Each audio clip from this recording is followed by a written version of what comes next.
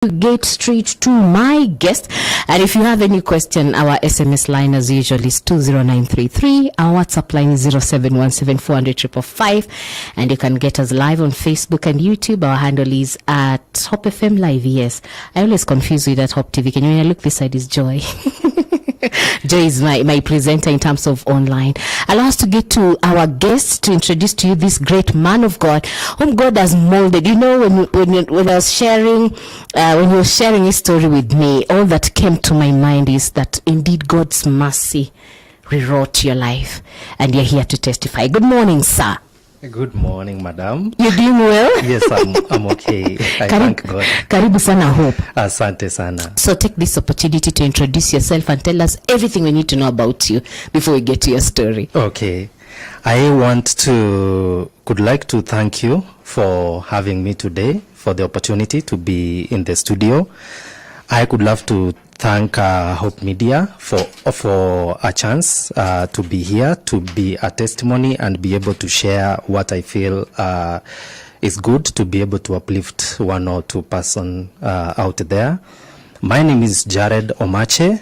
I am a counselor, a psychologist, and I am an accredited professional mediator.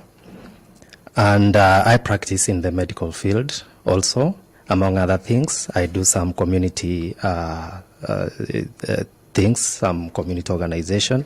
I'm also focusing on trying to reach out to the orphans and the widows and those who are suffering the journey that I walked, because I've been there. And my greatest interest in life is people and life. Mm-hmm.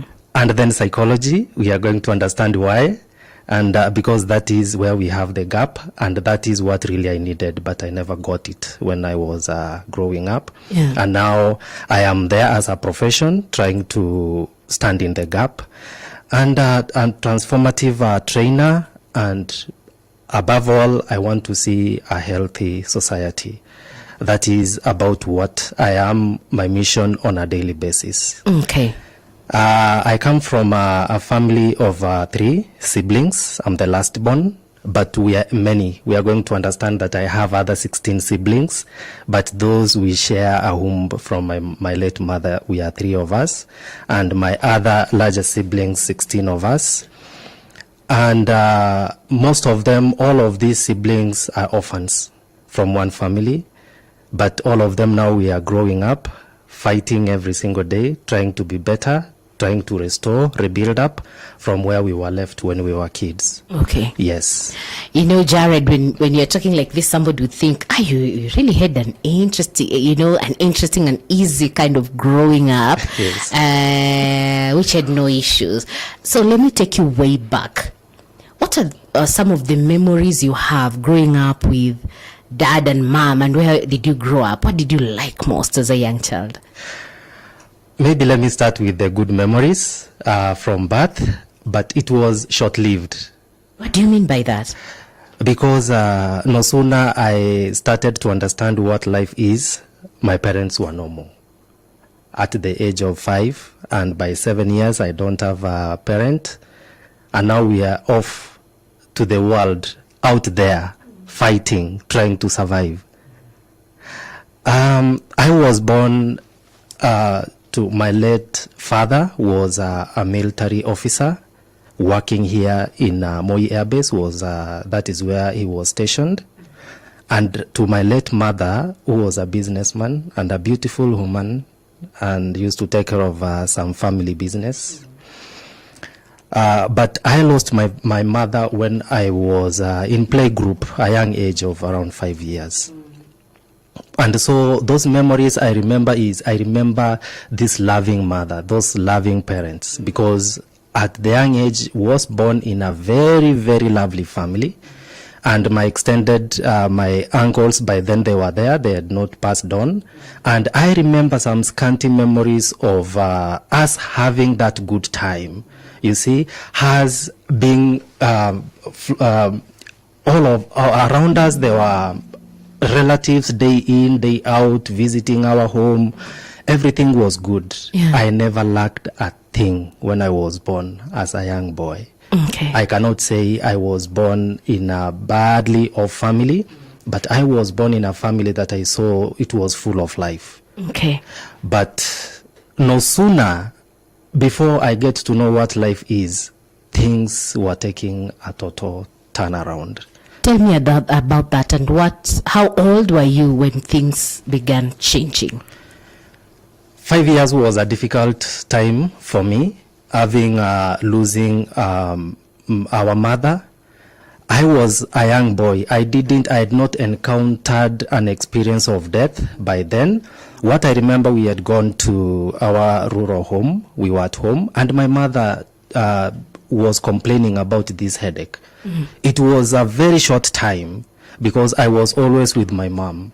It was a very short time. It was in the evening. By morning, when my dad had came, they were taking her to the hospital.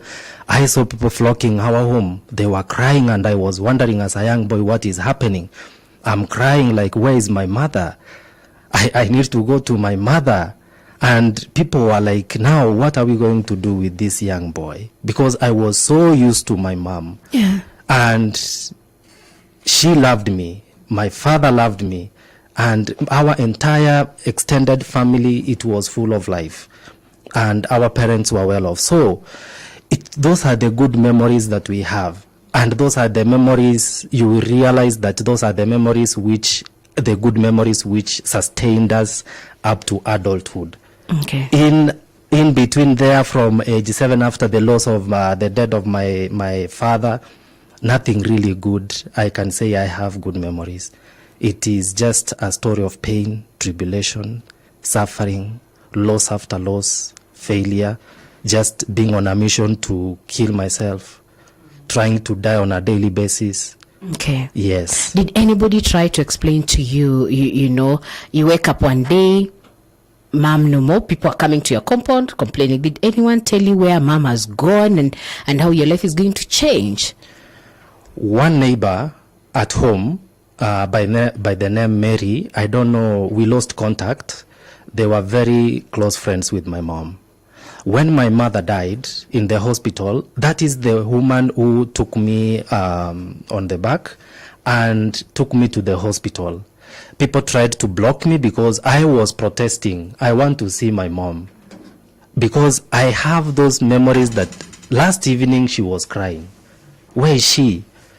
And in the hospital, that neighbor is the one who tried to tell me that your mother is sleeping. Then I was like, as a young kid, can I go and sleep with her? Oh, yeah.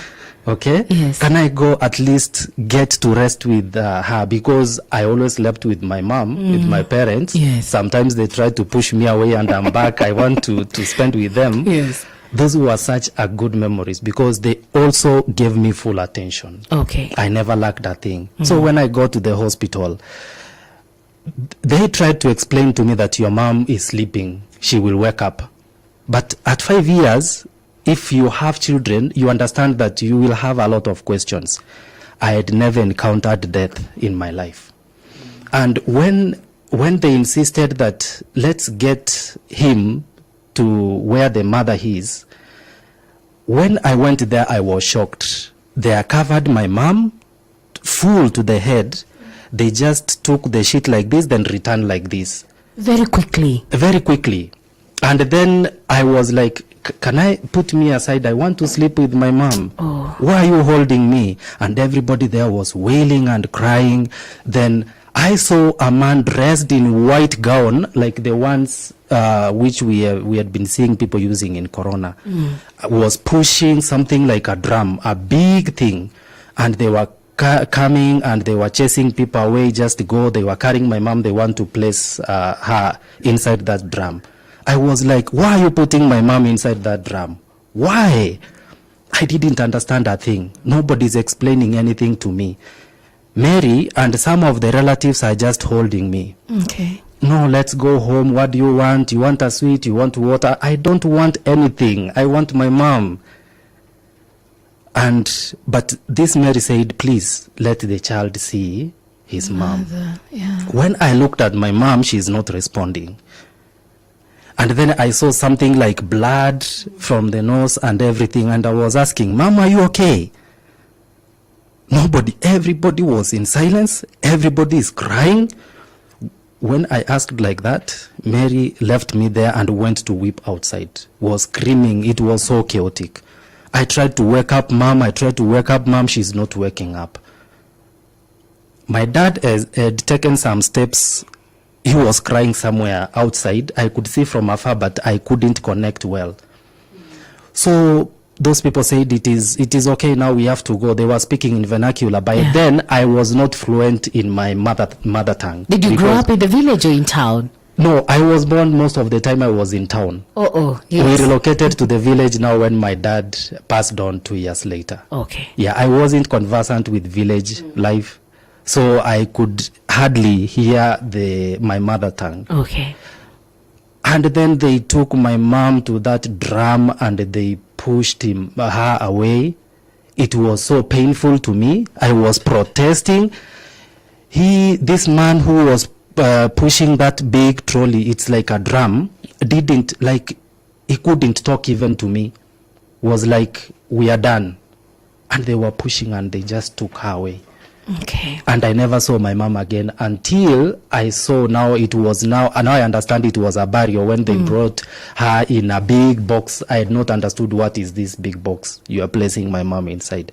It was a heartbreaking time for me. It was so bad to me.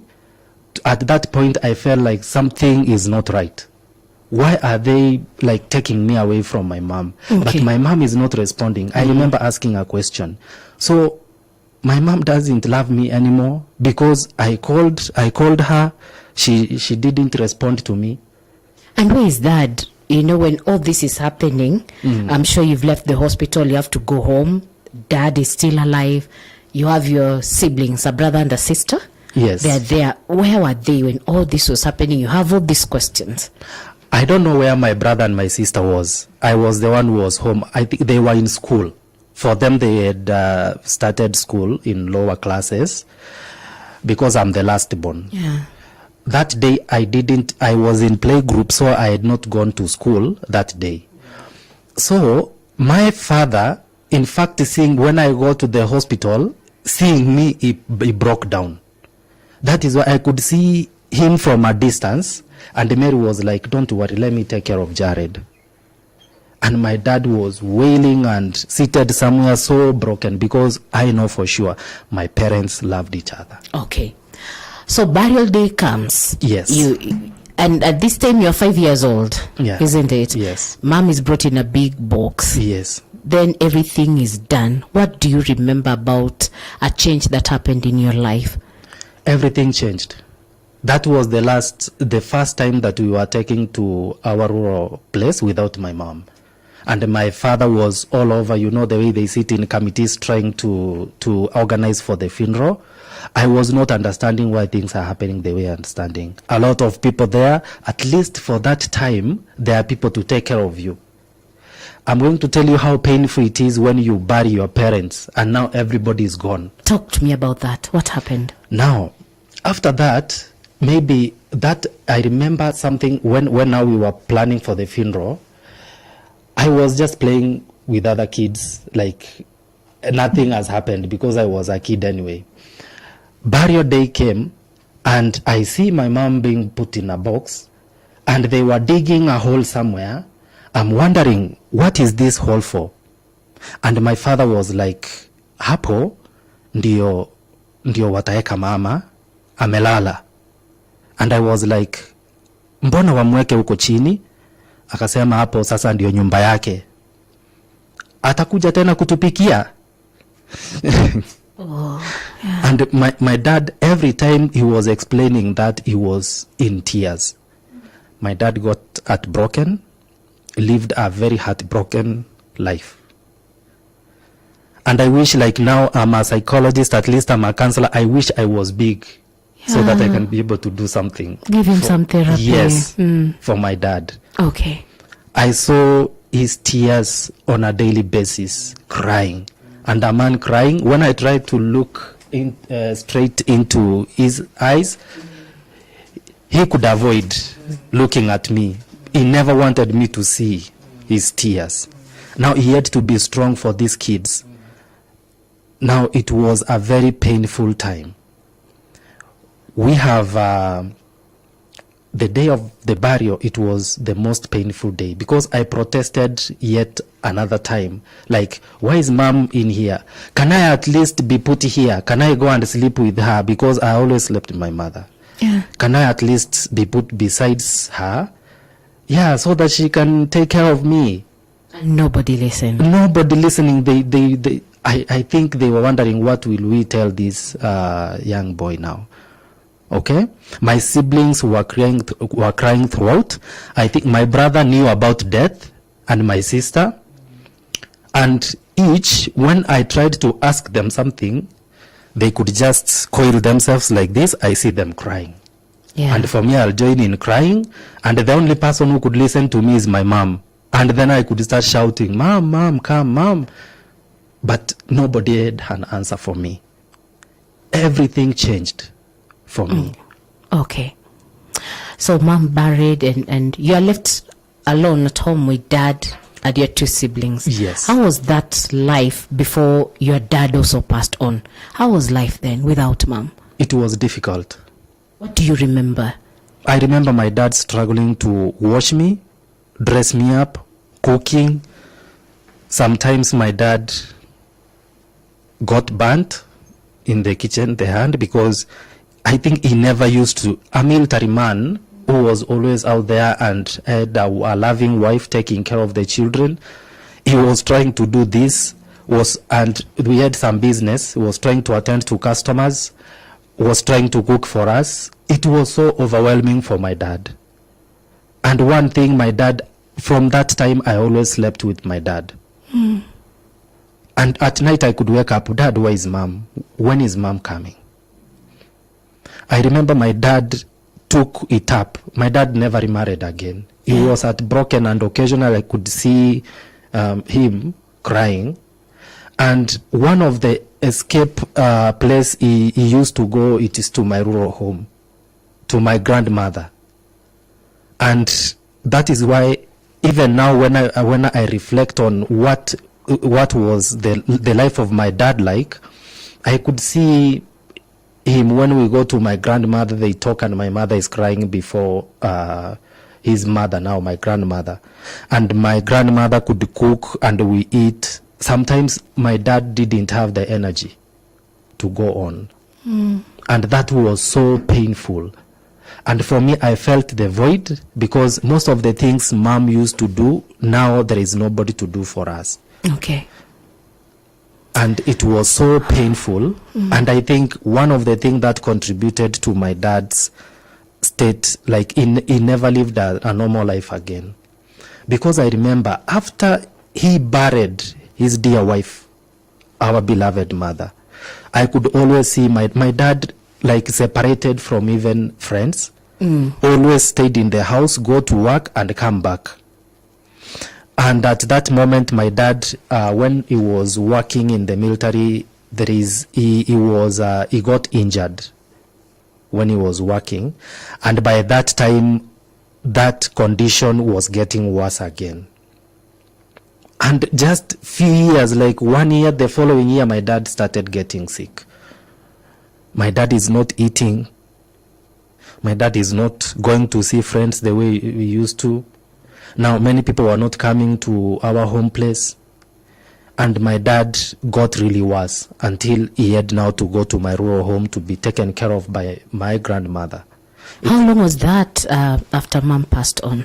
It was like 1 year, then the following year, my dad's condition got worse. And then he passed on after how long? He passed on like 2 years later. After mom.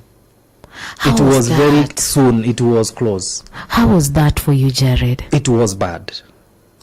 Because also my father passed on when I was beside his bed. Oh no. Yes. He breathed the last when I was beside him. And the good memories I remember about that moment, I didn't know how a person dies. He told me there's some money in the safe that we were to give to some people. And then he told me two things. When you grow up, do all that you have to do to go to school. And never take anything that doesn't belong to you. Then I think he tricked me to go out. He sent me water, told me, go call your grandmother and bring me some water. By the time I'm reaching down there, I hear people screaming from our house. It was upwards. And I was like, what is happening? People were running, because in the village, when you scream, people will run. And when I got there, I couldn't even get inside. My dad died in the house. After he tricked me, he knew that he was going to die. I came with the water and I'm pushing people like, my dad had sent me some water. And one relative pushed me aside, took me aside and told me, give me that cup. Go with so-and-so, some two boys, go and check after the cows down there. Then you will come back later. I didn't know they were tricking me. The worst has happened. And that is how I lost my father. And things from there, things were never the same again. My life changed. Tell me about the mourning process. You know, at least for your mom, you're still young. But for Dad, somehow, things are starting to add up. What do you remember, and what are some of the hurtful things that contributed towards you, leading you in future wanting to take your life? Okay, a lot of things contributed. In fact, let me also show you one heartbreaking incident. That is when I started to discover that the world that is awaiting us, it's a cruel world. Tell me. Without parents. That day my father died. They organized, vehicle came, my uncle's car was sent, and they took him to the mortuary. I didn't know by then where they had taken him. But now after growing up, I knew that they had taken to the mortuary. That same evening, when the following day in the morning, I heard our grandmother screaming. What has happened? My grandmother was wailing and wailing. That very night, my dad died like it was around noon, noon. And in the evening, people got to our home and broke and took everything. Who are those people? Who are they? I may not mention the names, but later, but it is people well known. And they might be people who know us very well. That even my dad had not even, the way we say, ata hajapoa, ata hajakuwa baridi. Yeah. And people broke. And the reason why the neighbors where we were living, they never came to our home place to rescue those things. They said it is the familiar people who have been coming to your home. They said the relative had died. They didn't have the key, so they need some of the things so that the kid can go home, can use back at home, because the kid are not coming back to town again to live alone. They swept everything, including our photos. We don't have photos when we were, I see myself how we were young. The nice photos we were taking when my father was in the military, all the places where they used to take us with my mom, all the nice photos for the memory. At least they could have left some photos for us. And this is happening. Your dad is not even buried. It's not even buried. Like your dad is just in mortuary. Yes. Preparations are underway. Yes. In fact, even preparation had not started, because he died today noon. At night, people have gone and they are sweeping our things and sweeping them clean. From the city house? Or yes. In the city house? It's from the city house. Okay. Then tell me what happened after that until your dad was laid to rest. It was tough. Now, I can speak for myself, because even if I try to speak for my brother and my sister, I cannot imagine how their world was. But in my world, I cannot be able to relate the people I am familiar with, my guardians, my parents. I cannot see them. All the people I'm seeing here are just strangers. Some of them, I was seeing them coming to our home. They are our relatives. And some are the people I've never seen. Even if now the things I used to say, Mom, I'm hungry, Mom will give me tea. Dad, I need this, Dad will buy me. I wonder, who am I going to ask these things? It was a tough process from there up to the burial day. We were left in the village because now we couldn't go back to town, because nobody's there to take care of us. We were left with our grandmother and our relatives, and the way we do our funerals, people will always come, some visitors. And then they console you, some come with shopping, some will come and promise that, okay, don't worry, these kids, we are going to look after them, and that time you are treated nicely until now the burial day comes. Then one day to burial, we were taken out to discharge the body. In fact, the funny thing that happened, we didn't have clothes to wear. And they were like, these kids, everything was stolen, including our clothes. Now people head to look for money. They go to the market and buy some new clothes for us, just for the funeral. And those clothes which were bought in a hurry for us to stand in the funeral, that moment, they remained to be our best clothes. Oh. They remained to be our Sunday best, the way we say. Up until the time they just wasted away. They were tatters, and now from there, it was a survival. Nobody's going to buy you new clothes. Nobody's going to see if you are dressing well. Nobody is going to be concerned if you are taking shower, if you are eating, and all that. Okay. So, Jared, I know during funerals, as you've said, many people promise many things. A lot. Yes. And unfortunately, a big chunk never deliver on the promises they have made. Mm-hmm. So, for you and your siblings, everybody else who promised have gone, you remain with grandma? Yes. And uncles, I assume, and aunties? Only one uncle was at home. So how was living life now?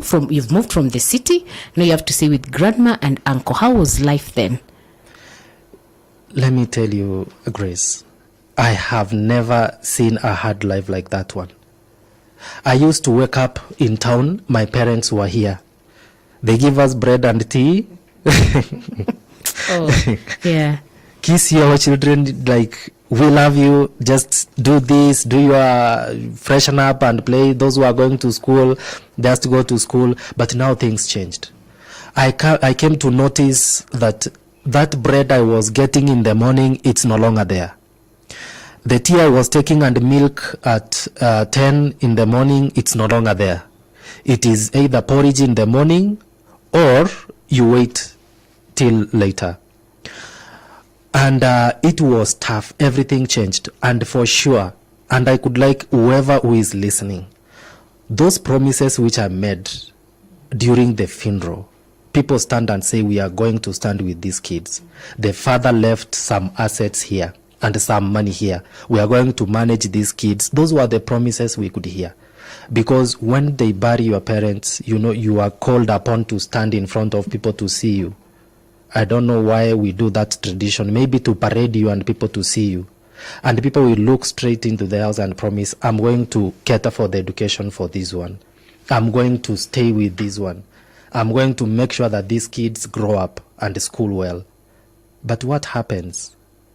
After the parent is taken and the grave is now sealed, it's like people forget those promises. People never recheck again. Even those friends who are like with our friends, those who benefited and all those, I don't know where they go, they forget, and they never check these kids again. That's what you experienced. That is what we experienced. Okay. So you had to make a decision. Yes. As a young boy, because things were just not working. Yes. What did you do? Now, things were not indeed working.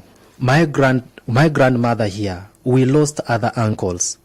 And my grandmother here, the number of orphans she's supposed to take care of, the number is increasing.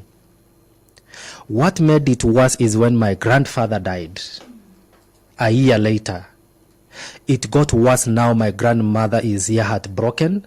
My grandmother started taking some alcohol and wanted to kill herself. but he tried to commit suicide. He burned herself in the house, didn't die. He didn't want to eat. He could take alcohol. He just decided that he wants to die, nothing else. Because every time she could look at us, it is just wailing and wailing. Even in the village, some people could call her a wailing woman. Oh. Because of the heartbreak that she lived in. Now, as a young boy, my brother and my sister, we were like that. Now we were taken back home. You see, years have come. I'm now like in standard 1, standard 2. We are now back in the village. No hope of going back to town. Because we were young, we never know what happened. Yes. When they broke to our home, there is nothing we ever recovered up to now. We never know what kind of bank accounts my dad operated. The documentation about our assets. Nothing.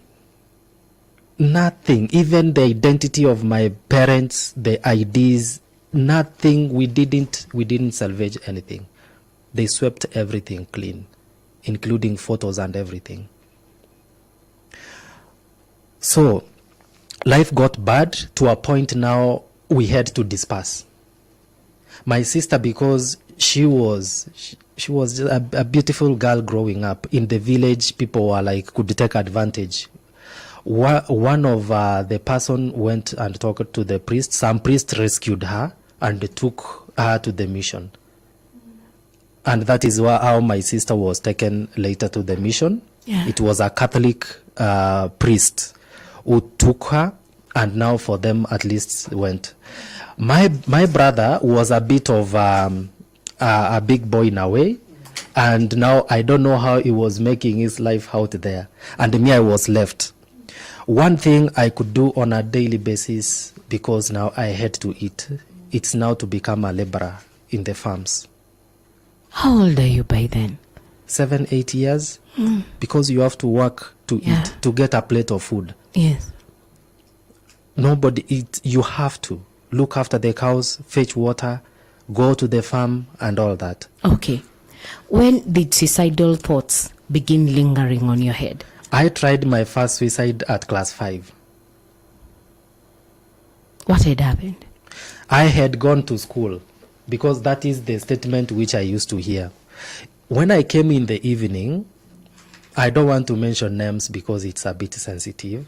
One of the relatives where we were by then, I tried to tell them, you see, I had not taken breakfast. Like, I was hungry. Yesterday it was so heavy work, and in the evening I don't know what happened. I was so beaten and chased away. So I slept on a tree, and that later turned out to be my home most of the time. A tree? Yes, I used to sleep on a tree. Why? An avocado tree. Why? Because if you are seen, you are going to be killed. You are going to, the kind of beating I could receive, it was out of this world. These are from your relatives. Let's put it that way. Yes, let's put it that way. I may not mention names because one or two are alive. Okay. Yeah.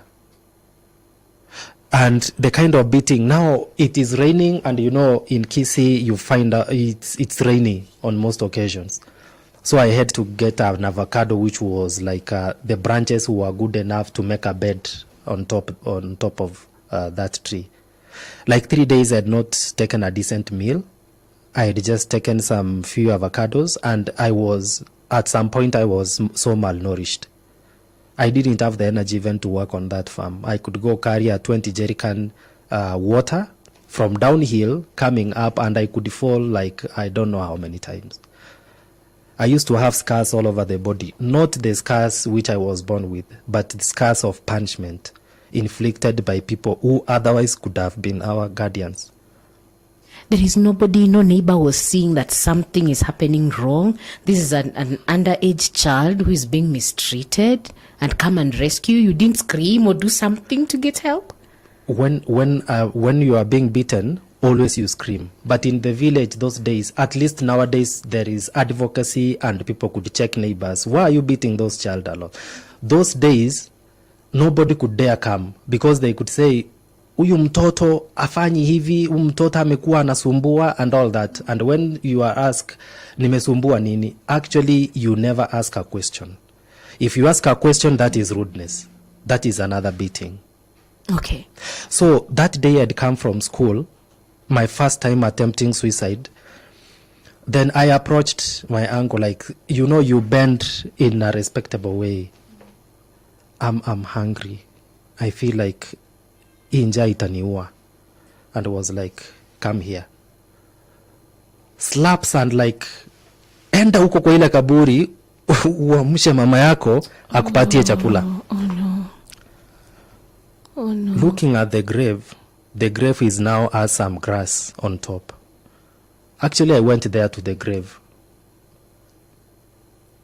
What did you do? And I was like, Mom, mbona uliniacha? Si ukuja unipee chakula.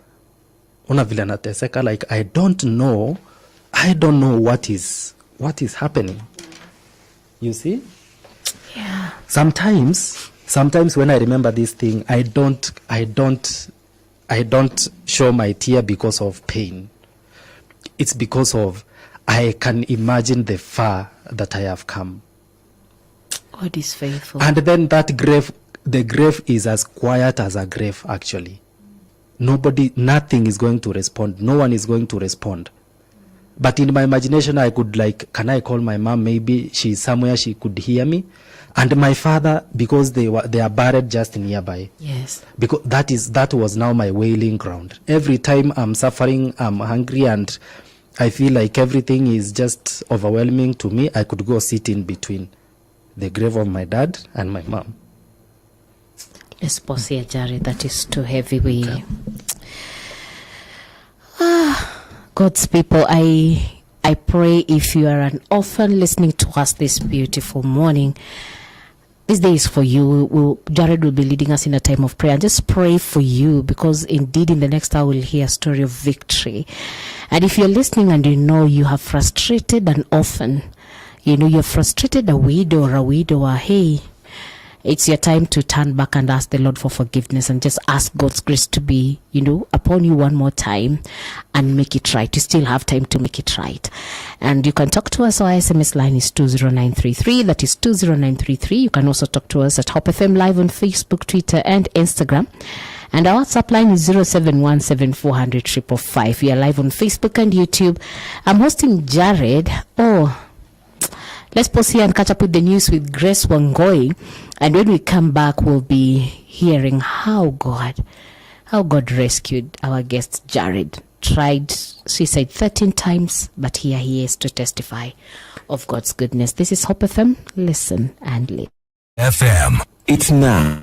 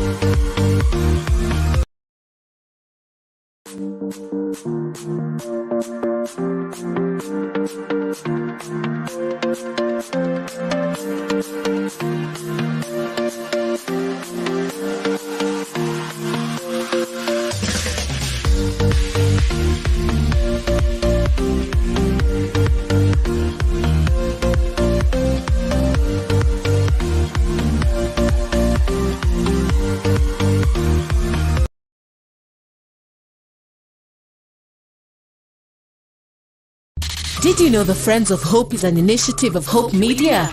Through this initiative, we are able to partner with others who are keen to ensure that we keep hope alive. Through your support, we are sharing the hope we have with many others who are yet to embrace hope. You too can become a part of this initiative today. Send your contribution of any amount to M-Pesa paybill number 933933. Account name Friends of Hope. For more information regarding Friends of Hope, please email friendsofhope@hopefm.org or SMS FOH to 20933. Join Friends of Hope today. Friends of Hope, keeping hope alive. Another quality service from Christ is the answer. Did you know the Friends of Hope is an initiative of Hope Media? Through this initiative, we are able to partner with others who are keen to ensure that we keep hope alive. Through your support, we are sharing the hope we have with many others who are yet to embrace hope. You too can become a part of this initiative today. Send your contribution of any amount to M-Pesa paybill number 933933. Account name Friends of Hope. For more information regarding Friends of Hope, please email friendsofhope@hopefm.org or SMS FOH to 20933. Join Friends of Hope today. Friends of Hope, keeping hope alive. Another quality service from Christ is the answer. Did you know the Friends of Hope is an initiative of Hope Media? Through this initiative, we are able to partner with others who are keen to ensure that we keep hope alive. Through your support, we are sharing the hope we have with many others who are yet to embrace hope. You too can become a part of this initiative today. Send your contribution of any amount to M-Pesa paybill number 933933. Account name Friends of Hope. For more information regarding Friends of Hope, please email friendsofhope@hopefm.org or SMS FOH to 20933. Join Friends of Hope today. Friends of Hope, keeping hope alive. Another quality service from Christ is the answer. Did you know the Friends of Hope is an initiative of Hope Media? Through this initiative, we are able to partner with others who are keen to ensure that we keep hope alive. Through your support, we are sharing the hope we have with many others who are yet to embrace hope. You too can become a part of this initiative today. Send your contribution of any amount to M-Pesa paybill number 933933. Account name Friends of Hope. For more information regarding Friends of Hope, please email friendsofhope@hopefm.org or SMS FOH to 20933. Join Friends of Hope today. Friends of Hope, keeping hope alive. Another quality service from Christ is the answer. Did you know the Friends of Hope is an initiative of Hope Media? Through this initiative, we are able to partner with others who are keen to ensure that we keep hope alive. Through your support, we are sharing the hope we have with many others who are yet to embrace hope.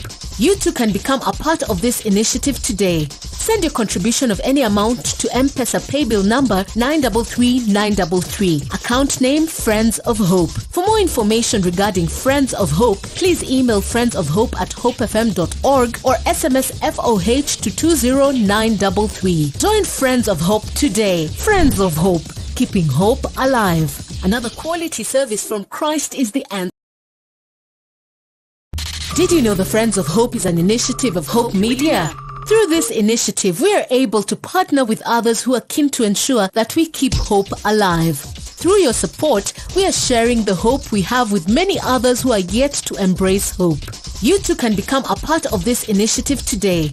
Send your contribution of any amount to M-Pesa paybill number 933933. Account name Friends of Hope. For more information regarding Friends of Hope, please email friendsofhope@hopefm.org or SMS FOH to 20933. Join Friends of Hope today. Friends of Hope, keeping hope alive. Another quality service from Christ is the answer. Did you know the Friends of Hope is an initiative of Hope Media? Through this initiative, we are able to partner with others who are keen to ensure that we keep hope alive. Through your support, we are sharing the hope we have with many others who are yet to embrace hope. You too can become a part of this initiative today. Send your contribution of any amount to M-Pesa paybill number 933933. Account name Friends of Hope. For more information regarding Friends of Hope, please email friendsofhope@hopefm.org or SMS FOH to 20933. Join Friends of Hope today. Friends of Hope, keeping hope alive. Another quality service from Christ is the answer. Did you know the Friends of Hope is an initiative of Hope Media? Through this initiative, we are able to partner with others who are keen to ensure that we keep hope alive. Through your support, we are sharing the hope we have with many others who are yet to embrace hope. You too can become a part of this initiative today. Send your contribution of any amount to M-Pesa paybill number 933933. Account name Friends of Hope. For more information regarding Friends of Hope, please email friendsofhope@hopefm.org or SMS FOH to 20933. Join Friends of Hope today. Friends of Hope, keeping hope alive. Another quality service from Christ is the answer. Did you know the Friends of Hope is an initiative of Hope Media? Through this initiative, we are able to partner with others who are keen to ensure that we keep hope alive. Through your support, we are sharing the hope we have with many others who are yet to embrace hope. You too can become a part of this initiative today. Send your contribution of any amount to M-Pesa paybill number 933933. Account name Friends of Hope. For more information regarding Friends of Hope, please email friendsofhope@hopefm.org or SMS FOH to 20933. Join Friends of Hope today. Friends of Hope, keeping hope alive. Another quality service from Christ is the answer. Did you know the Friends of Hope is an initiative of Hope Media? Through this initiative, we are able to partner with others who are keen to ensure that we keep hope alive. Through your support, we are sharing the hope we have with many others who are yet to embrace hope. You too can become a part of this initiative today. Send your contribution of any amount to M-Pesa paybill number 933933. Account name Friends of Hope. For more information regarding Friends of Hope, please email friendsofhope@hopefm.org or SMS FOH to 20933. Join Friends of Hope today. Friends of Hope, keeping hope alive. Another quality service from Christ is the answer. Did you know the Friends of Hope is an initiative of Hope Media? Through this initiative, we are able to partner with others who are keen to ensure that we keep hope alive. Through your support, we are sharing the hope we have with many others who are yet to embrace hope. You too can become a part of this initiative today. Send your contribution of any amount to M-Pesa paybill number 933933. Account name Friends of Hope. For more information regarding Friends of Hope, please email friendsofhope@hopefm.org or SMS FOH to 20933. Join Friends of Hope today. Friends of Hope, keeping hope alive. Another quality service from Christ is the answer. Did you know the Friends of Hope is an initiative of Hope Media? Through this initiative, we are able to partner with others who are keen to ensure that we keep hope alive. Through your support, we are sharing the hope we have with many others who are yet to embrace hope. You too can become a part of this initiative today. Send your contribution of any amount to M-Pesa paybill number 933933. Account name Friends of Hope. For more information regarding Friends of Hope, please email friendsofhope@hopefm.org or SMS FOH to 20933. Join Friends of Hope today. Friends of Hope, keeping hope alive. Another quality service from Christ is the answer. Did you know the Friends of Hope is an initiative of Hope Media? Through this initiative, we are able to partner with others who are keen to ensure that we keep hope alive. Through your support, we are sharing the hope we have with many others who are yet to embrace hope. You too can become a part of this initiative today. Send your contribution of any amount to M-Pesa paybill number 933933. Account name Friends of Hope. For more information regarding Friends of Hope, please email friendsofhope@hopefm.org or SMS FOH to 20933. Join Friends of Hope today. Friends of Hope, keeping hope alive. Another quality service from Christ is the answer. Did you know the Friends of Hope is an initiative of Hope Media? Through this initiative, we are able to partner with others who are keen to ensure that we keep hope alive. Through your support, we are sharing the hope we have with many others who are yet to embrace hope. You too can become a part of this initiative today. Send your contribution of any amount to M-Pesa paybill number 933933. Account name Friends of Hope. For more information regarding Friends of Hope, please email friendsofhope@hopefm.org or SMS FOH to 20933. Join Friends of Hope today. Friends of Hope, keeping hope alive. Another quality service from Christ is the answer. Did you know the Friends of Hope is an initiative of Hope Media? Through this initiative, we are able to partner with others who are keen to ensure that we keep hope alive. Through your support, we are sharing the hope we have with many others who are yet to embrace hope. You too can become a part of this initiative today. Send your contribution of any amount to M-Pesa paybill number 933933. Account name Friends of Hope. For more information regarding Friends of Hope, please email friendsofhope@hopefm.org or SMS FOH to 20933. Join Friends of Hope today. Friends of Hope, keeping hope alive. Another quality service from Christ is the answer. Did you know the Friends of Hope is an initiative of Hope Media? Through this initiative, we are able to partner with others who are keen to ensure that we keep hope alive. Through your support, we are sharing the hope we have with many others who are yet to embrace hope. You too can become a part of this initiative today. Send your contribution of any amount to M-Pesa paybill number 933933. Account name Friends of Hope. For more information regarding Friends of Hope, please email friendsofhope@hopefm.org or SMS FOH to 20933. Join Friends of Hope today. Friends of Hope, keeping hope alive. Another quality service from Christ is the answer. Did you know the Friends of Hope is an initiative of Hope Media?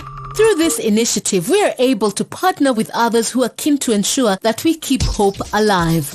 Through your support, we are sharing the hope we have with many others who are yet to embrace hope.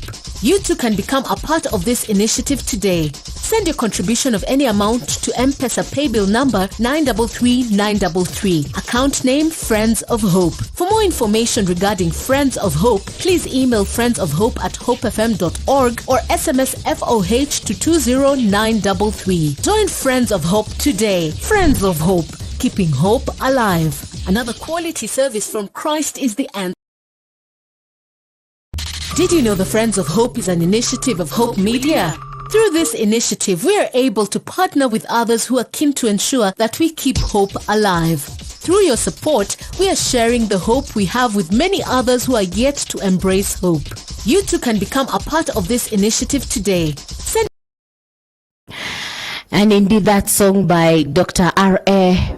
Vernon and the World Church praised him, featuring Timothy Reddick, is the testimony of our guest today on Profile. Good afternoon to you. It's 14 minutes past 12. You're on Hope FM Listen and Live. You're also live on Hope FM Live on Facebook and YouTube. My name is Grace Mutis, and you're on Profile, where we meet real people, real stories, real God, real change. And thank you for your feedback coming through. Wow. 20933 is the SMS line. At Hope FM Live is our Facebook, Twitter, and Instagram handles, and our WhatsApp line is 0717400555. Yes, and today, before we wrap up this program, we want to do a bit of ministry to you who is an orphan, and you can relate to Jared's story. We'll be praying together with you and trust God for total healing and newness in Jesus' name. For you, is a widow, you lost your husband and they took away everything. You have to start from scratch. We'll also be praying for you, a widower. You are left with nothing and nobody supported you. We want to pray with you and trust God for a fresh start, because He's a God of a second chance. Allow me to bring back Jared to us. Welcome back, Jared. Thank you. We needed to take that break. Yes. And compose ourselves and ask the Lord, give us your grace. Yes. We need to do this ministry. Yeah. And this story needs to get out. So could you share with us, I know you attempted suicide 13 times. Yes. Before the Lord came through for you. Yeah. Kindly share with us 3 instances that you remember. This one you are sure you are going to die, but the Lord woke you up and told you, you are still alive. There is nowhere you are going. I still have a purpose for you. Thank you.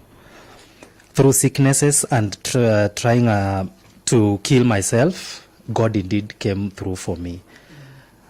I remember I was around class 7. It was bad. I don't know what I had done. Just for the sake of questioning, mbona mnanitesa hivi? I cannot, na baba yangu alikuwa and everything. So there are these sweet potatoes which were planted in our farm. Ours. Yes. My father's land. Yes. I was chased from home because I didn't come early from school. I stayed for some preps. So someone who I was under the care said that nimemea pembe. Mbona najifanya niko shule nasoma, mimi ndiye wa kwanza kusoma. And it was a thorough beating, break my hand and break my leg, the ankle. It was bad and chased me away. So when evening came, I didn't have a place to go to. I was hungry. I didn't know how tomorrow I'll go to school. I've been rained on. I'm full of mud. So I tried to get back home and it was bad. Again, another beating. So when I asked, mbono unanitesa hivi, ni nini nimefanya mbaya? It was bad. So I decided I go to my house on top of a tree, rest there for the night. But something happened that night. I was not able, because my hand was broken, I was not able to support myself again. So at night, I fall down and it was too cold until I felt like I wasn't able to breathe well. I thought I was going to die, but I was ready to die. I was on a mission like I better die. Yeah. I fall from a tree, I broke my back. Oh. And that hand now twisted and it became worse. I cannot lift myself. I cannot even scream. When you break your back is a bad thing. You cannot even scream because you feel like something is holding even your ribs.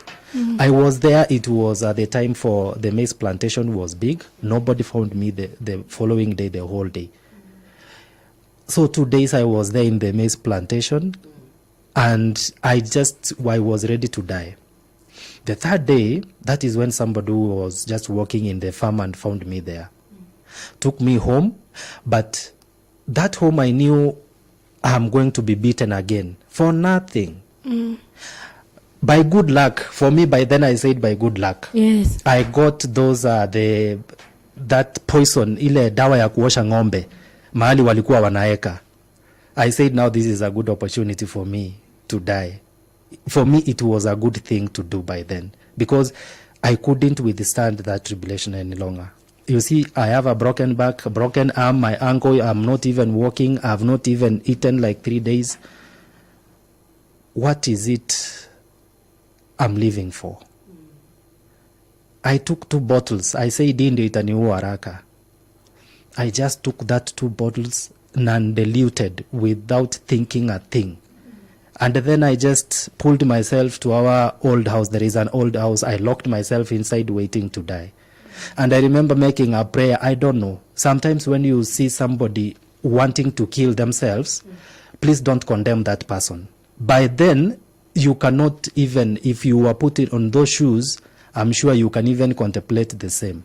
And then I locked myself. The only thing I said, Mom, I'm coming today. Mom and Dad, today I'm coming. I just want to be where you are. This is too much. Yes. And I blackouted there, waiting to die. I woke up later.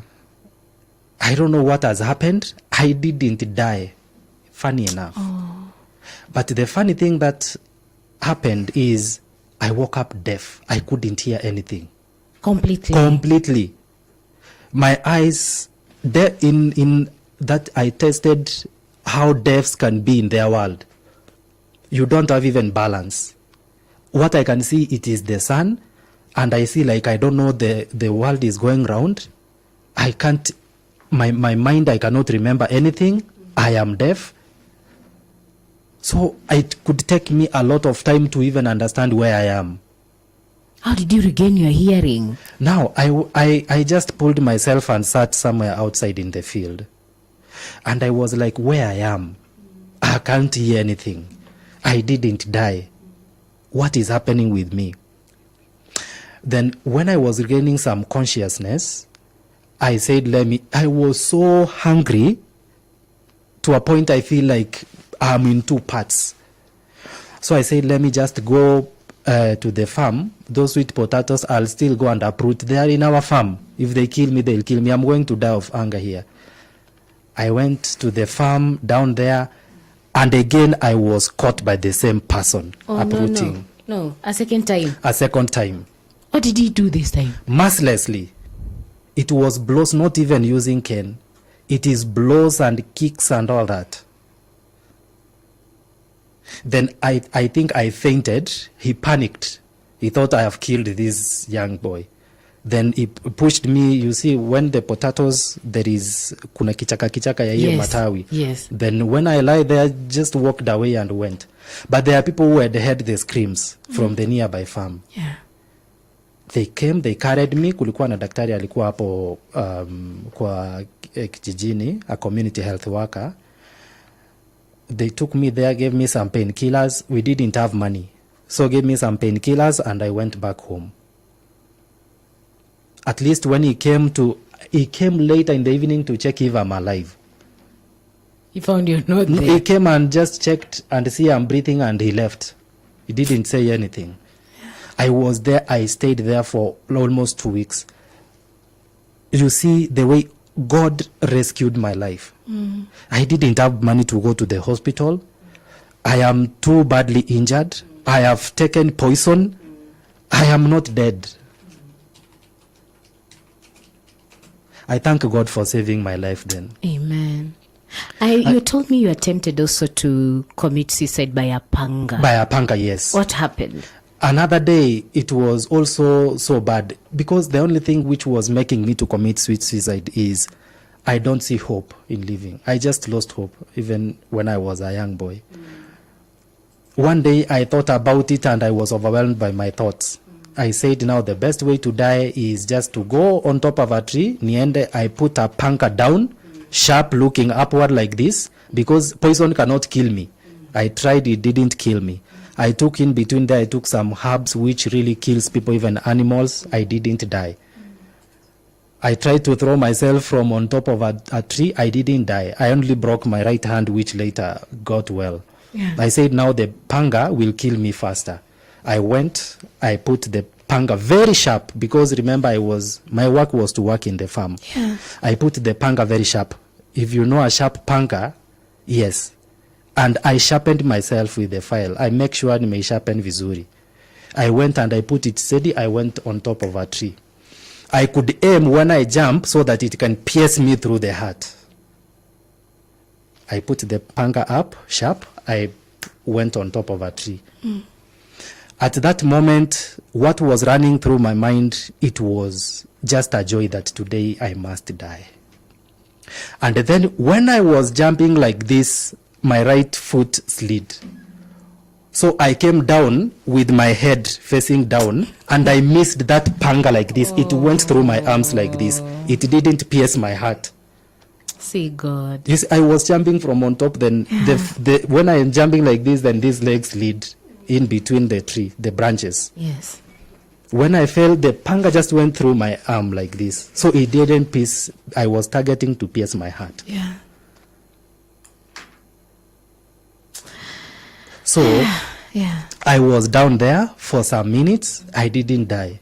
And I was asking myself, what is wrong? Why am I not dying? And that time passed. Now, one thing happened. 1 week later, the headmaster, primary headmaster by then, got me along, there are some parts down in the swamp, and asked me, who are you? I told me my dad is Charles and all that. You are the son to Charles. I said, yes. Your dad was a friend to me.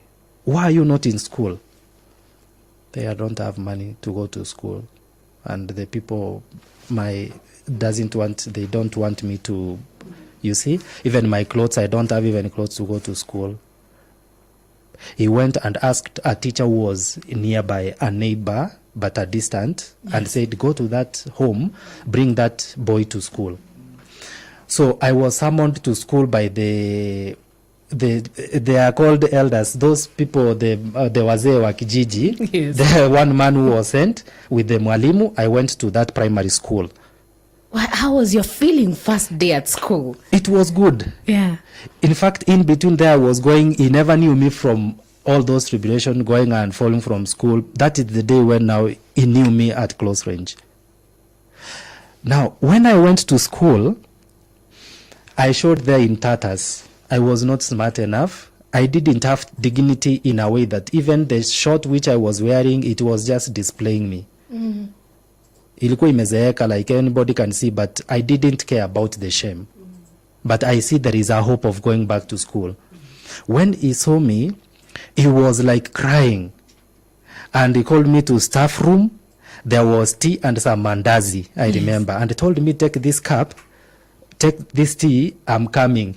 He stepped out. He wanted me not to see his crying. He was a tall man and heavy, so he didn't want to see. He didn't want me to see. Yes. He was crying, yes. But he was in pain, the way I showed in school. And there are some kids who are looking at me like, "Ai, amekuja tena, alikuwa hajakuja shule kwa masiku kidogo." Yeah. And when now told me to take some tea, remember, I'm so hungry. By the time he's coming back, I've eaten everything. the entire tea and snacks. The entire tea, even including his. You were so hungry. I was so hungry. I took like all the mandazi which was on the plate and the tea. But he came and said, naelewa. Umeshiba ama tukuongeze ingine? Nikasema asante, nimeshiba. What's the name of that teacher? We really need to appreciate him today. Thomas Nyairo. Oh, Mwalimu Thomas Nyairo. Mwalimu Thomas. Celebrate you, I have sir. not seen him for quite some time. I really need to plan and go see him. Please. But anyone who knows him, tell him we celebrate him. Yeah. Okay. He used to be an headmaster in Nyaisa Primary School. Yes. That is the rural village. Kabisa huko. And there is another mwalimu called Mwalimu Elizabeth. Retired now, Madam Elizabeth. That is the teacher who also tried to like fight for me to be in school. Okay. And I appreciate them a lot. And now it was like that on and off. But the good thing, at least I was getting tea. Every day now. Every day. But in the evening, I have to go back to the tribulations. I was helped and I was able to do my KCPE. Did you ever share with the head teacher that when I go home, this is the struggle I have, I need help? I feared him, but I shared with Madam.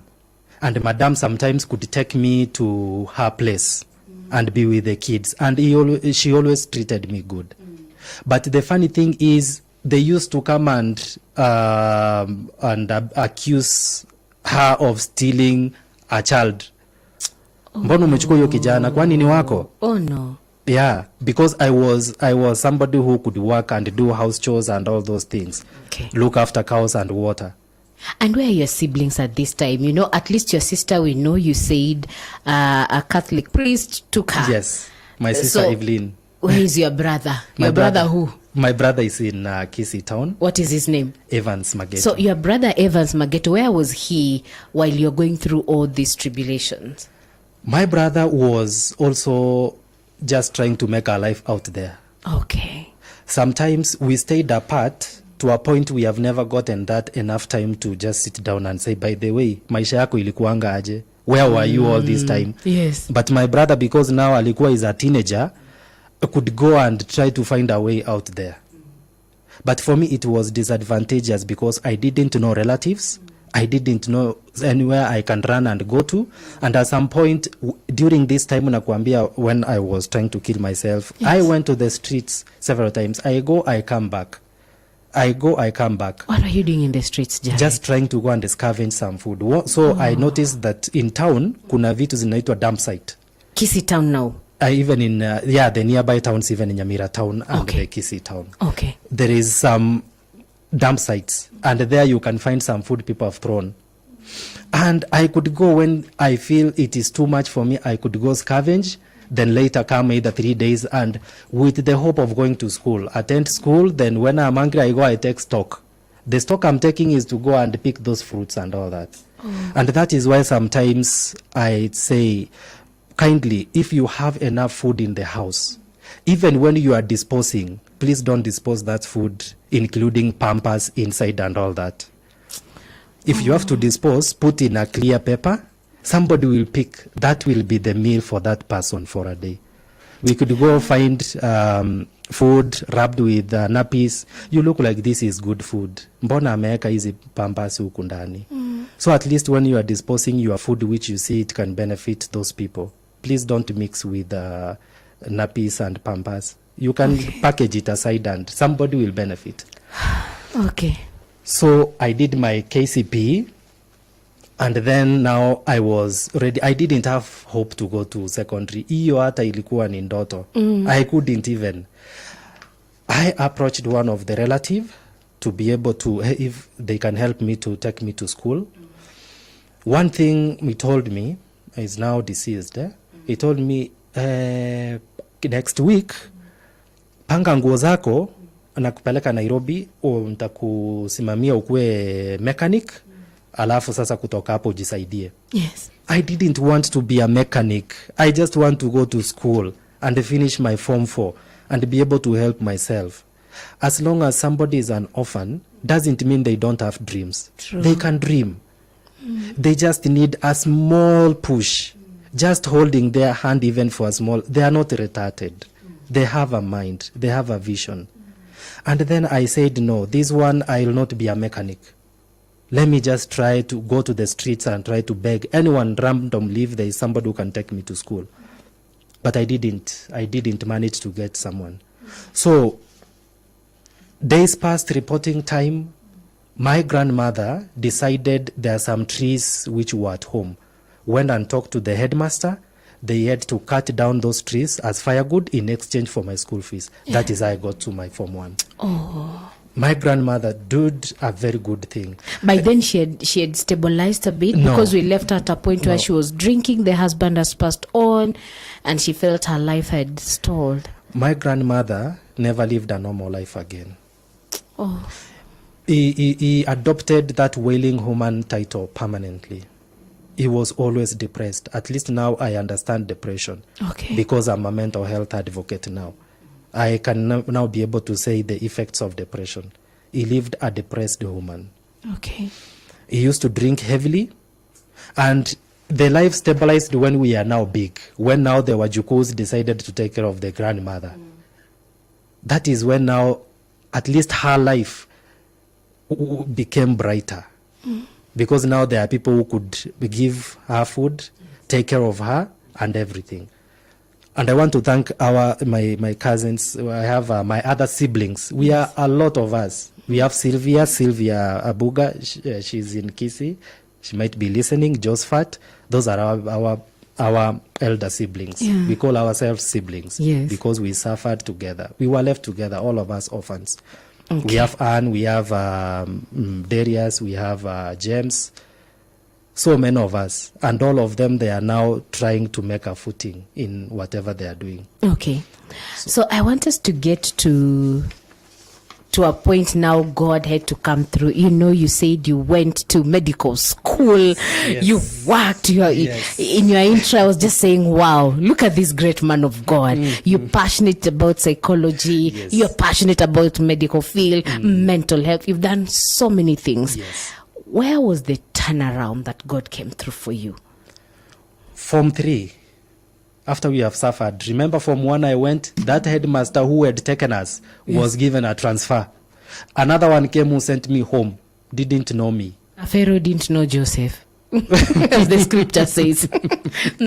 Sent me home. Yeah. But now our elder siblings were a bit stabilizing. They had finished their Form 4 wherever they were. And now our elder ones like Sylvia, Josephat, Evelyn, and Evans, they were able to get some 500, some 1,000. In fact, Form 3, they now took me to school for boarding school. And they came through for others. They sacrificed their dreams so that others we can be able to school. They could buy sabuni kipande. Yes. And many of us, we take a quarter, we go to school. We never complained na hiyo kidogo because we know we don't have anyone who is going to give us. Yes. We go to school, whether there is pocket money or not, education. Ile marawe ya shule, that is our buffet. That is the best food for us. Yeah. Remember, I've grown like Anka was, hata hiyo chakula, me I see like that is a 5-star. Yes. So people rejecting that food, githeri and all that. You take it quickly. You take it quickly because now that one, it is everything to me, to us. And Form 3, that was the first time I saw a new book from my siblings. My sister Evelyn went, the first job she got in a supermarket. The following week, he was in Amdosi's office and said, please, pay me my salary.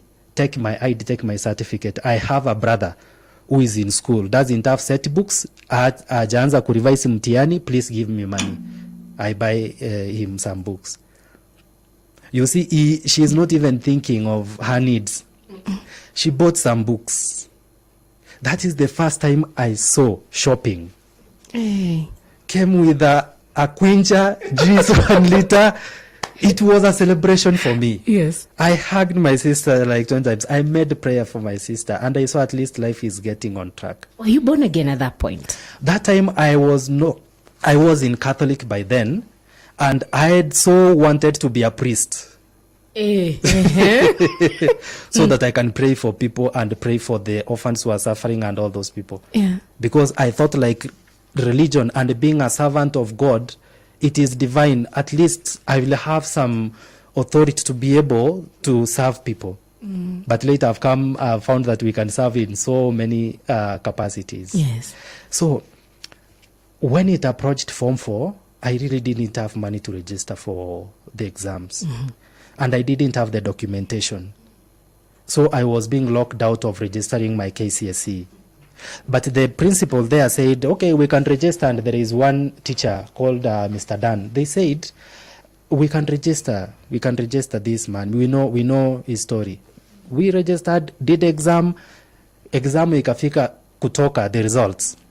My result was XXXX. No, what happened? I felt like I'm going to die. What happened? Because they cannot know who is this. No identification, nothing. Because we were in the new syllabus now, which requires to give birth certificate, IDs for the parents and all that. And people had taken them in the city years back. Yes, you years have back. nothing to I have show. nothing, no documentation. We are not known who we are. Where was the breakthrough? Now, they registered 3 months later. Mwalimu wrote letter to the institution, and we were given time to look for those documents. My sister tried and got those documents. We presented, was given a grade. I couldn't believe it. Yeah. I couldn't believe it. Yes, I rejoiced. But one thing that broke my heart, that time ilikuja XXX. Yes. There are some people, there also was, who said, like, muliona huyu chokora alikuwa anajifanya atasoma sana, unaona ameibia mtihani. Sometimes relatives, please accommodate these children who are left amongst you. Huyu chokora alikuwa anafanya sana. It was an heartbreaking moment for me. Yeah. I'm trying to stand up, and the people who are supposed to be our guardians, they are bringing us down. What is it for? What is the benefit? A young man who is trying to find a footing after losing the parents many years ago. So I got my exam anyway. My first thing I was to look is the ID, national ID. Yes. Sasa nimekuwa mtu mzima. I can now go anywhere in the world. Yes. Because life has prepared me enough. There is no place I cannot survive. And you saw there is hope for you. Yes. Then how did you get to campus? I can see Tammy is running, but I don't have to cut your story. How did you get to campus? I took a job as a watchman here in Nairobi. That was my first job. I did it faithfully. You came back to the city? Yes. Okay. After I got the ID. Went and I picked a job as a watchman along Dome Estate here in Thika Road. Saved some money. I took myself to driving school. And then it happened that there is a cyber cafe which was being opened in Kisii. That person, through the influence of my sister, they called me. I went and I worked there. I did a project for one man who was the administrator there and was defending the master's project. And he was applauded a lot because of the design they had done. But I'm the one who had done that project for him, the designing and all that. Yeah. He came and wanted to know me more and said, how can I help you? The only thing that came out of I just want to go to school. Yeah. And said, I'll see what I'll do. One day he called me and told me, I want you to open this envelope and tell me what is there. Opening, I've been given a partial scholarship to do human resource management, University of Nairobi, a diploma level. Yeah. I was like all the moon and back. I wanted to break the news to my sister, to my other siblings, my cousins. The same day before I got home, I received another call from one of the distant relative I can call and said, there are some vehicles called Transline, the ones which operate with VC. Yes. There is an envelope which has been sent. Go open and tell me what is inside. I went, I gave my sister the letter, then I went to pick the other one. When I got there, I was like, Jared admitted to KMTC.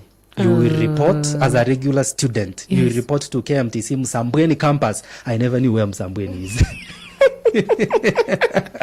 Oh, those are 2 letters coming Two almost letters, at the same day. Same day, 2 Yes, letters, 2 yes. admission, 2 different 2 institutions. different institutions. Okay. And my uncle was, I've gotten now, I'm like KMTC. Me, I've never applied. What is this? And said, there is a time I've been observing you. And they said, I saw the drive when you came begging for food in my place. I saw that is the best thing I can do for your happiness. We didn't have money and everything. So my brother and all, I'm a week late reporting to school. Now that's how God's favor works. KMTC, Yes. if you are locked out, you wait for the next one. Yes. Msambweni, we don't know where it is. We had to call some relatives to give her direction. We went 2 days. My brother was like, went and just left me there and came back very fast. Yes. And when I got these 2 letters, actually, I went to that administrator and told me, it is okay. Which one will you choose? I said, I want to serve people. I want to be in the medical field. That one, that is where my heart is. Life and people. I took that one up and said it's okay and gave me something small, my brother and all that. We went all the way to Msambweni. In fact, we got lost. We thought it is Kibwezi. No, it is not here. Msambweni. Go up to Mombasa, cross the ferry, then take the vehicles going to Kunda Diani. But you got there I finally. got there. Yeah. No pocket money. 1 pair of school uniform. I said, as long as I step in campus, I have brains, I have hands, I have everything. I have God. How are you surviving? Now that is another miracle. That is the first time, actually, the money I had left, that is where I bought my first Bible. I said, here, I'm going to be a friend to, and we used to hear funny things about Msambweni, of course, to Swahilini, there are some funny things. I said, I'm going to make God my friend. That is when I really got born again now. And started to study the Bible from Genesis to Revelation and see the promises of God in the Bible.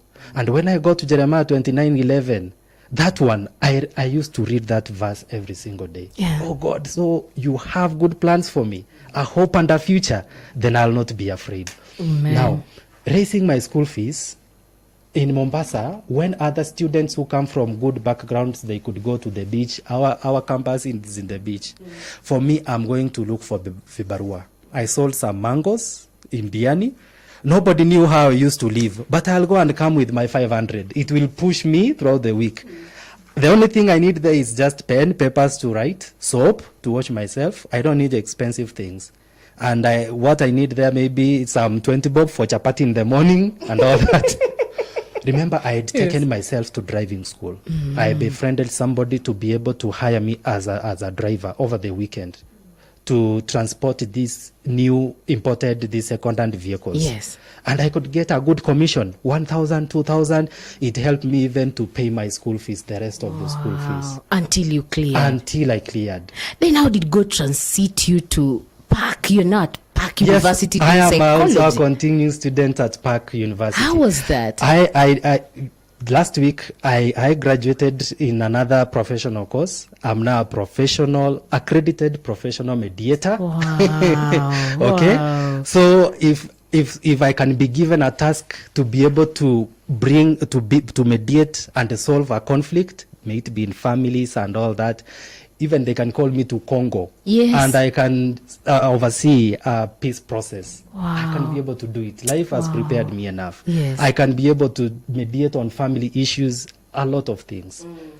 Now, I graduated. My first job, I got my first job 1 week after doing my final exams, even before I received the results. Yes. Why? When I was in Attachment Coast Provincial Hospital, the way I carried myself there, it was extraordinary. Yes. Because I knew where I've come from. I don't want to go back there. I have to fight. Now, when we finished school, one of the administrator and my supervisor knew that we have done final and went and talked to the human resource. This boy, we must retain this boy. Even if Anna certificate, we must retain this boy. So I arrived in Nairobi to come and relax and wait for my exam, like on Tuesday. On Wednesday, they call. I have an interview on Friday. Yes. When the other students heard that I've been called for an interview, they said I have a godfather. There is no godfather. It is how you position yourself sometimes and how you behave how you live with people. And that is why I want to tell orphans who are listening to me. Crime and shortcuts, it's not a way to go. God is there, and God has given us an ability to be able to build slowly. Yes. Don't try to make big strides just away in shortcuts and crime. Okay. So I got my first job. I saved, went upgraded myself, finished and got my job. I worked in Basakos General. I went to Malindi, worked with Tofik. I worked with Bomb Hospital. Then I came here, worked with Nairobi Diocese, where I also work up to now. Yes. Then now from there, I'm now able to pay my bills, be able to even help those I help in a very chini ya maji, Yes. and be able to provide for myself. And one thing I had not stopped doing is to make myself better. And one way of making myself better is to do serious personal development. Education. Sometimes, yes, I'm continuing to study. Sometimes schooling is very hard. Yes. School fees and all that. But when I go, I evangelize, go back. When I go see some orphans, when I'm called to some mentorship, I talk to some youth groups and all that. When I come back, it fuels me up. Yes. It's like it propels me up, like you have to go. You have to move. Okay. So saving that money and being able to pay school fees here and there and praying, it is incredible. Amen. Yes. Hey, that's a good point to pause and say Selah and reflect. Allow me to remind you that this Saturday, that is tomorrow, the young ladies of Sitam are inviting you for a great time of fellowship together as we focus on the scripture of 1 Timothy chapter 4 verse 12, which says, "Do not let anyone look down upon you because you are young, but set an example for the believer in speech, in conduct, in love, in faith, and in purity." You're invited for this great production that will be happening tomorrow, 26th of November, from 3:30 to 5 p.m. right here at Hope FM, at Hope TV, and via our social media handles at Hope FM Live, at Hope TV Kenya. The meeting will be from 3:30 to 5. Again, the focus is steady, ready, go, drawn from 1 Timothy chapter 4 verse 12. Our hashtag for the day is hashtag grounded in Christ. See you tomorrow at 3:30 p.m. for this great production, and invite a young lady This to is tune in. Profile. Real people, real stories, real God.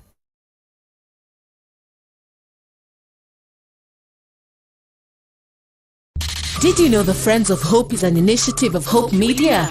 Through this initiative, we are able to partner with others who are keen to ensure that we keep hope alive. Through your support, we are sharing the hope we have with many others who are yet to embrace hope. You too can become a part of this initiative today. Send your contribution of any amount to M-Pesa paybill number 933933. Account name Friends of Hope. For more information regarding Friends of Hope, please email friendsofhope@hopefm.org or SMS FOH to 20933. Join Friends of Hope today. Friends of Hope, keeping hope alive. Another quality service from Christ is the answer. Did you know the Friends of Hope is an initiative of Hope Media? Through this initiative, we are able to partner with others who are keen to ensure that we keep hope alive. Through your support, we are sharing the hope we have with many others who are yet to embrace hope. You too can become a part of this initiative today. Send your contribution of any amount to M-Pesa paybill number 933933. Account name Friends of Hope. For more information regarding Friends of Hope, please email friendsofhope@hopefm.org or SMS FOH to 20933. Join Friends of Hope today. Friends of Hope, keeping hope alive. Another quality service from Christ is the answer. Did you know the Friends of Hope is an initiative of Hope Media? Through this initiative, we are able to partner with others who are keen to ensure that we keep hope alive. Through your support, we are sharing the hope we have with many others who are yet to embrace hope. You too can become a part of this initiative today. Send your contribution of any amount to M-Pesa paybill number 933933. Account name Friends of Hope. For more information regarding Friends of Hope, please email friendsofhope@hopefm.org or SMS FOH to 20933. Join Friends of Hope today. Friends of Hope, keeping hope alive. Another quality service from Christ is the answer. Did you know the Friends of Hope is an initiative of Hope Media? Through this initiative, we are able to partner with others who are keen to ensure that we keep hope alive. Through your support, we are sharing the hope we have with many others who are yet to embrace hope. You too can become a part of this initiative today. Send your contribution of any amount to M-Pesa paybill number 933933. Account name 3.9 Western Kenya and 101.9 Mombasa. This is Profile. Real people, real stories, real God, real change. And that's our testimony today, that we serve a real God who brings a real change to all of us. And there is nothing that God cannot do. You think your situation was hard? I'm sure Jared's story has challenged you. Allow us, Jared, just to sample a few comments that have come through. There are so many. Yes. But allow us to sample a few. Then we'll get to a time of prayer, because I want us to do some ministry to many listening in. Yes. There is a widow who says, I'm saved, I'm listening, and would like to get in touch with you because their child is suicidal. Okay. There is somebody else saying, somebody was asking about your siblings, where you are, you tackle them. Yes. But you have reunited, I'm sure. Yes, we are reunited now. Okay. I'm touched by Jared's story. This one is asking, why on earth would someone ask a hungry orphan to ask the grave for food? That is really sad. What a painful story. Aki, today I lack words. This one says, lakini wacha Mungu aitwe Mungu. He's alive today to tell the story how God can give someone a chance. Tabasamu Shop Mikindani, that's Victoria. Thank you so much. Doreen says, I lost my mom in 1994. Dad left 2 years after. I have experienced hell on earth. Please pray for me. Sister Doreen is asking us to pray together with them.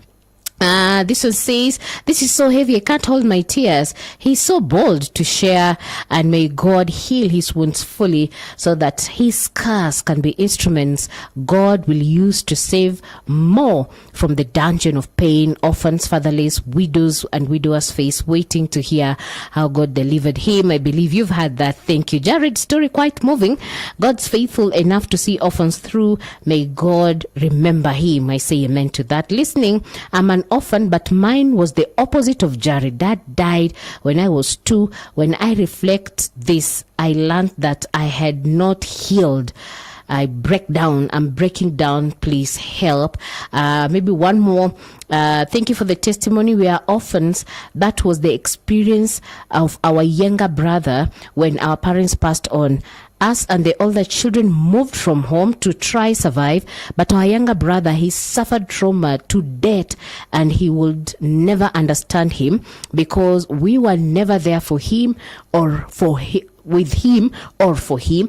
He also has survived 3 suicide attempts. Today, I have understood what his world may have been like to cause such in-depth trauma. Thank you for sharing your commitment to helping others like you. That's powerful testimony. We thank God for you. What an inspiration. This one says, may God bless Jared and those in situations like this. Look at how God works. I'm full of tears. I agree with you, Deborah. Zetu imebidi tushikilie tu. Bure kipindi atungeza kufanya. But who is God, Jared? We thank him for that. We have 3 minutes to wrap it up. I'd love you to speak to orphans who are listening to you. I'd love you to speak to widows and widowers who are speaking to you. To the church. Yes. And society at large. Yes. In 2 minutes. Thank you so much. For this time, indeed, we have a lot, but time also, we say time is really limited. And I've had the feedbacks, and sorry for those who are going through the hard time. Yes, I'm available. Maybe I can give how people can reach me. If you feel more so the one who said they are feeling suicidal, I can be able to help. I'm a counselor. I'm a therapist. I'm a psychologist, I'm a mental health advocate, and above all, now a newly accredited professional mediator, so we can be able to do something. I'm on social media, Facebook, Jared Omache. I'm on Instagram at Omache Jared. And recently they said TikTok is also good young generation. Yes. Also, Omache Diary at Omache Diary. Yeah, and maybe my phone numbers, I can give my phone number, 0732 438 555. Maybe I repeat, 0732 438 555. Or there is another alternative one, which is 0722 438 555. 0722 438 555. Even on email, jaredomache@gmail.com.